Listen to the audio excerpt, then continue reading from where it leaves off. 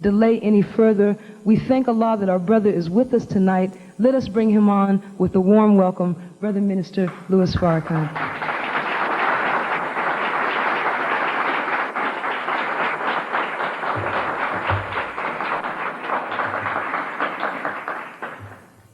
In the name of Allah, the Beneficent, the Merciful, I bear witness that there is no God but Allah, and I bear witness that Muhammad is his servant. I greet you, my dear brothers and sisters, with the greeting words of peace. Assalamu alaikum. I wanted to, before we begin, say that the new Final Call newspaper is out, and it has a picture of Mr. Reagan and a picture of Brother Farrakhan. And the headline says, Farrakhan is right.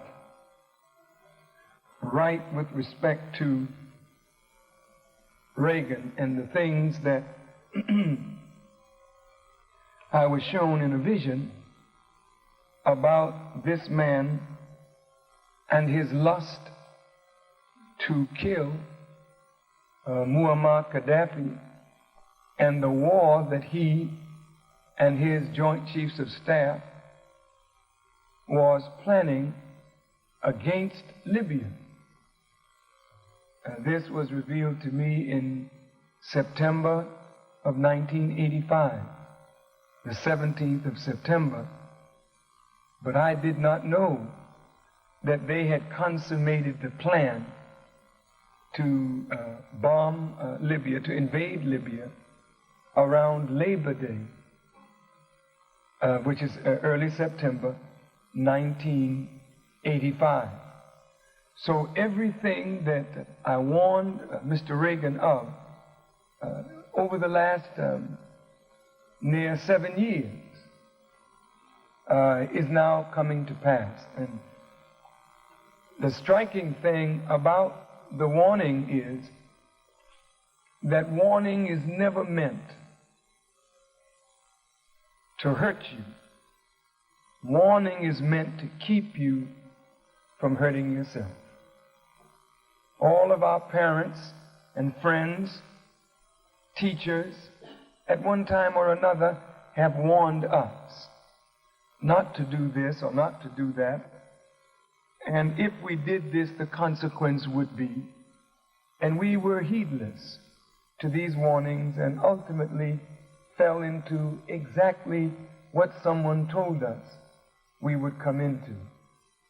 It doesn't mean that a person is a prophet or a seer to be a warner. God can give you something to give to me. You may lay down and just have a dream. And in that dream, God will say to you, you should say such and such to Brother Farrakhan. This does not mean you have all of a sudden become an angel or all of a sudden become a prophet. But it does mean that God has his own way of communicating to us through us. And if we are open for his communication, he will communicate to us for ourselves as well as for others. Unfortunately, the things that I said to Mr. Reagan, he did not pay attention to it. And I was blessed to see when he was very, very popular that he would go out in disgrace. And so I think that this is a very interesting paper this time.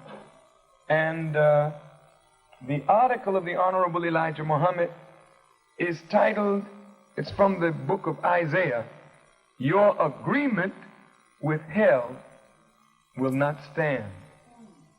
And the article of Brother Farrakhan is titled, Warning is Mercy.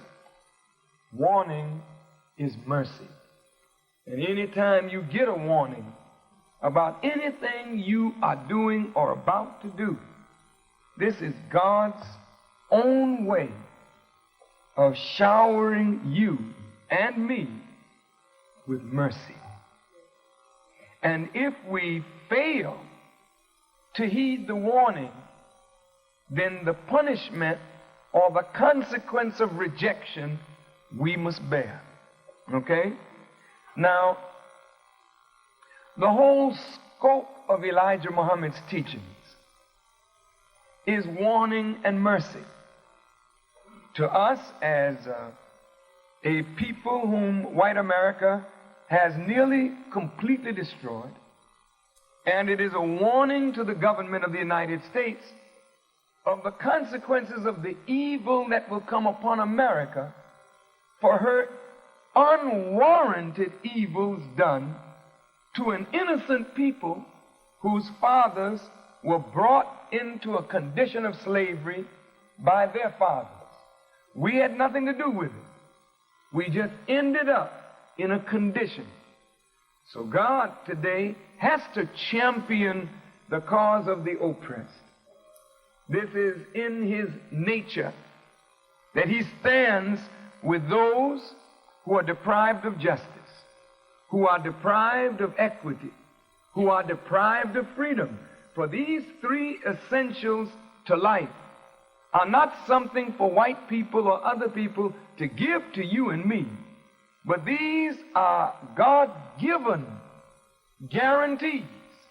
And anyone that imposes his will or her will to deprive us of God's will, then God must defend his will, and ultimately you have never seen any oppressor, any tyrant, any slave master have perpetuity or long-lasting power in evil. There are forces always at work in the cause of freedom, justice, and equality. I'm sure that's clear to all of you.